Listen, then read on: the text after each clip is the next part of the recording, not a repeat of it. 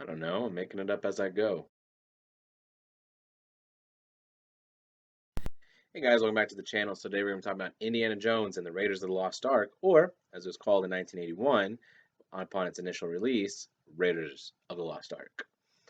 This movie is a fantastic film, a good throwback to the old 40s serials that Lucas and Spielberg grew up on watching. And, they say, oh, it's just a throwback. It's just a throwback action movie. But this movie, for being such a throwback, has some top tier, grade A plus moments. This movie is quintessential Indiana Jones. This movie is honestly one of the best films ever made. I remember as a kid, go to Blockbuster all the time, and I'd rent this film pretty much every single time I went to Blockbuster, all the time. So much so that, I remember finding like that cheap little fedora that I'm wearing in the beginning of this video. I found one at Walmart at one point, and I wore that a whole lot and would pressure my brother and cousins to play Indiana Jones with me. And that's how obsessed I was with this whole franchise. I've gone as Indiana Jones multiple times for Halloween, and I'm going to do it again this year, much to the dismay of my wife. She's going to be super embarrassed. So, anyway, diving into the movie Indiana Jones and the Raiders of the Lost Ark. Great character development. So, if we're looking at this chronologically, the way that I like to look at it, you get this really great character development for Indiana Jones. You get this guy who seems a little bit more rugged and stern than the guy we met in the beginning of Temple of Doom. He's he's just kind of like a little bit more burnt out, a little bit more angry, a little bit more, kind of like I don't care. You know what I'm saying? He's still a little anti-hero, a little bit roguish at the beginning of this film. He no longer has a kid sidekick with him. It's just him by himself with these two guys that I'm sure he's paying a little bit of money to go with him to go find this thing. And I like that. I like that aspect a lot. I mean, even when he finally comes across Marion after he gets the go ahead to find the Ark of the Covenant, and he's excited about it, he's got to go to Marion. He's got to make amends and do this like huge apology to her because of the way he screwed her over in the past. And Karen Allen's whole speech to Indiana Jones, giving us that a little bit of exposition, kind of explaining what their history is. Even though it doesn't go into it explicitly, we, as the audience, understand enough from what she's saying. Oh man, he did her dirty, you know, and it's a good moment. She sells so much emotion. Harrison Ford, the way that he comes back with her. How many times I need to say I'm sorry? It's really good, showing that he does feel bad, but he's got to get this headpiece. He's got to get it, and he's got to get going. Then her bar burns down, and then he's got to take her along with him. He didn't even want to take her with him. He wanted to leave her there at the bar, and give her money to get back to the States so she could get out of that snowy filled desert that she's in. That's what he was trying to do. I mean, he didn't even want to take her to Egypt. But once he gets to Egypt and we meet Sala, and let me just say something about Sala, guys. Everybody needs a friend like Sala. Everybody needs a friend like that. That guy, the way that he bends over backwards for Indiana Jones is just awesome. Especially once they find him the Well of Souls, and they open up that lid, and Indiana Jones looks in there and goes, "Snakes. Why did it have to be snakes?" Sala looks, asps, "You go first." What a good friend, you know? I've always chuckled at that scene because that's exactly how my friends would do something. Like if they knew there was a fear of mine that was just down there. Oh, ghosts. Yeah, yeah, you go first. Yeah, I'm not afraid of ghosts. I don't believe in ghosts. But so that whole thing I think was really good. It's a really funny kind of little scene, and uh, it's a good little dynamic between Indiana Jones and Bellic, or Indiana Jones and Sala. Sala Bellic is the bad guy, and what a great bad guy Bellic is. I especially like that scene that he's got with Indiana Jones in the bar after Marion supposedly dies. Um, when Indiana Jones he's drinking his problems away. He's just drowning himself in alcohol. He just lost Marion, and the whole search for the Ark just doesn't feel like it's that big of a deal because the whole time he's also trying to redeem himself with Marion for the way that he hurt her and her father, uh, 10 years prior to the events of this film. And it's so he feels like he can't redeem himself. Um, he doesn't really have the same motivation to go and look for the Ark. And that when Bellic finds him in the bar, just drowning his sorrows, and he starts talking to him, and he says that whole line of, "I am but a shady or foggy reflection of you. It'd take but a nudge to make you like me."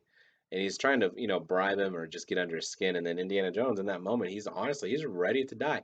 He does not care, which is why he goes, "You want to meet God? Well, why don't we go ahead and meet him?" And he pulls out his revolver. He's ready to do it. He's ready to do it. It's a really tense moment. It's a great villain moment for Bellic, and gives our hero a little bit more depth because we see this dude who's up until this point kind of held it together, making it out of certain situations by the skin of his teeth, and then all of a sudden he feels like he's lost everything and he just doesn't even care. He's down to party, he's down for whatever, and it's not so much about the fortune and glory anymore as much as it was redeeming himself from Marion. And that's why when he finds out that she's still alive, he wants to get her out of there, but he knows he can't because, the Nazis are digging in the wrong place at that point, and he knows that. And he's also got to find the Ark for the US government because he's thinking it's going to go to a museum. That's the thing. He's thinking, okay, we get this away from the Nazis, and he goes in a museum. It's gonna be great. He's a little bit more of that hero that we finally get by Last Crusade, and it's really awesome to see that kind of development in this character, and that's something I don't think a lot of people really get when they're watching these movies because they're kind of in that same mindset that Spielberg always sells of, oh, these are just fun B action movies. But like I said before, they're really not. They're a lot deeper than that. And really fun to watch. Ultimately, just a whole lot of fun to watch. And I think Harrison Ford also does really good when we get to that part after the Well of the Souls. Once we have Marion and Indiana Jones both thrown in there. Bellic once again takes something from Indiana Jones, and they throw Marion in the Well of Souls with him, and the Ark of the Covenant is now in the hands of the Nazis. And Indiana Jones spends all night not only digging up the Well of Souls, but opening the Well of Souls, and then finding a way out of the Well of Souls. And he's tired and exhausted. He's tired and exhausted, ladies and gentlemen. So when he gets out, what's the first thing that he does once he gets out? He's got to fight a well-rested Nazi stooge, a big muscle-bound Nazi stooge who has a great mustache. He's got to fight this dude, and he's getting his, that Nazi's just wiping the floor with Indiana Jones, and he gets mutilated totally by accident after Marion's already in the cockpit of this airplane and it's just spinning around in a circle. That's the only way Indy gets out of that. And so, uh, Harrison Ford sells Indiana Jones as tired, and it's pretty funny. And it's a great fight scene as well. It's one of the most classic fight scenes in any movie, I think. And that turns right into one of my favorite quotes throughout the whole movie, which is what I said at the beginning of this film review. I'm making it up as I go. So he's talking to Sully, he's talking to Marion, and they're kind of just putting this hodgepodge plan together. And then he's like, "I'll go after the truck and get the Ark." And Sully's like, "How?" He goes, "I don't know. I'm making it up as I go." And then that leads right into one of the best movie action chase scenes ever. That's an action chase scene I do not get tired of watching. That whole thing of Indy, he's shows up on horseback, rides up there, fights the Nazis out of the truck, and then he's got to fight the rest of the Nazis that are in the back of the truck. Whole time chasing Bullock and the rest of those other Nazi dudes in the car in front of him, and it's great. And Harrison Ford doing his own stunt work in that scene, as far as getting thrown out of the truck and then holding on to the grill and then sliding under the truck and then pulling himself back up. That's all Harrison Ford, ladies and gentlemen. That's acting. That is selling it. That is making a movie from a B action movie to an A plus action movie. And it's really good. And then we get this really kind of I love the aggression that Indiana Jones has once he finally makes it back into the truck, and he just goes ham on that dude, just beats the tar out of that other Nazi dude that's driving that shot him in the shoulder, and he's just, man, he wastes no time throwing that guy out, and it's one of my favorite scenes because it's like, man, Indy's mad. He's been chasing this arc. He got locked in the Well of Souls. He found out he thought his girlfriend was dead, then she's not dead, and he hasn't slept or ate in like, I don't know, maybe 48 hours. Yeah, no, he's mad. And he hates that these Nazis are trying to take the Ark of the Covenant. So I really like that scene. Uh, Karen Allen, when they're in the Well of Souls, and her scene where she gets separated from Indiana Jones for a minute, and all those skeletons and mummies just kind of like fall out. It kind of reminded me of Poltergeist a little bit, right? When she falls into the pool, and then all those dead Indians kind of start crawling out of the dirt. That kind of reminded me of that. Like, I mean, it's done a little, it's done in a lighter tone, but it's still kind of terrifying. I mean, you know, from her perspective, being separated from Indiana Jones, and all of a sudden she's got all these like things falling out of her, and then they add in like that scream that could just sound like that could just be wind blowing through all of their mouths at one time. It's really good. It's really good. It's a good scene. It's a good little scare. Kind of changes the tone of the movie for a minute, and Indiana Jones finds her, takes her out, and on their way they go. Uh, on their way they go. And then once we get to the end of the movie, and the end of the movie, uh, I really like because Harrison Ford's Indiana Jones in this scene, he tries to just really ultimately be the hero, and he really wants to be just there for Marion, right? Which is why I just want the girl. He's got the bazooka pointed at the Ark of the Covenant, says, I'm here for the girl, or I just want the girl, give me the girl. And, you know, he's like, if I don't, I'm going to blow the Ark of the Covenant and all the rest of you guys along with you. Marion's got this big beaming smile on her face because she's like, that's my man. That's the hero. And then Bellick calls his bluff. And Indiana Jones like, yeah, I'm curious. I'm very curious about the Ark of the Covenant for sure. Like, I really want to know what the power is, if there is any power to it.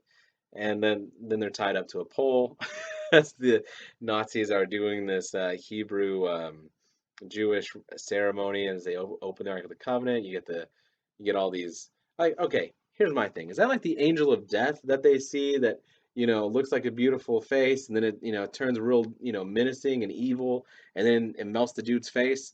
I'm thinking that's the angel of death. And because my mind continuity, this is the way I look at it, right? So if you guys know in Ten Commandments, when the angel of death is that just like that green mist that flows through the whole city and the whole village. That's why I think, oh, okay, just took on a different form for the Nazis. I mean, and I also think of it in this way. You know, Spielberg is Jewish, and he's like, what is the most gruesome way I could kill a Nazi? If I had the ability to kill a Nazi, or if God was just gonna straight up knock a couple of Nazis down, how would he do it? And then Lucas is like, face melting. Spielberg's like, that's a great idea. Let's melt some faces. And that, I think, won them the Oscar because they won an Oscar for Best Visual Effects. They won an Oscar for Best Original Score. And John Williams delivers one of the most iconic and memorable scores, and it's wonderful. And almost took home Best Picture, too. And maybe it should have. Maybe it should have. Probably definitely should have. The the special effects in this movie are still hold up today. I think there's a couple of scenes that are questionable, but ultimately you don't. It doesn't take you out of the movie. Like nothing about these special effects take you out of the movie. It's not like in Last Crusade when they get from the Zeppelin onto the biplane and they're about to take off, and you know you can tell that it's a green screen, so you kind of check out from it. Like, oh, it's a little fake. Kind of pulls you out a little bit, but I mean ultimately it doesn't hinder the movie. The visual effects I think in this film have aged quite well. Even like from the lightning shooting out of the Ark of the Covenant, taking out all the Nazis. I think that still honestly kind of holds up. It's a great looking film. Spielberg at his best for sure. And then the end of the movie, you have uh, Indiana Jones. He's no longer about the fortune and glory. He's no longer wanting really the monetary gains of finding the Ark of the Covenant. He's more or less kind of wanting people to know that it exists. He's wanting people to see the discovery, wanting people to know that the Well of Souls is real, but the government shuts him up and tells him to get on his way. And then they're like, oh, don't worry, Dr. Jones. We have top men working on it. Who? Top men, says Porkins. And then on his way with Marion Ravenwood he goes.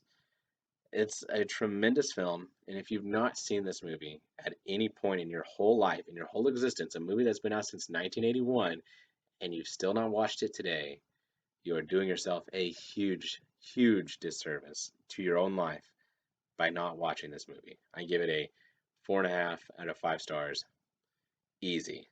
Anyway, guys, stay tuned. I'm going to be doing The Last Crusade, and then we'll move on to Kingdom of the Crystal Skull, and I'll tell you why I like that movie so much. And I'll catch you in the next one.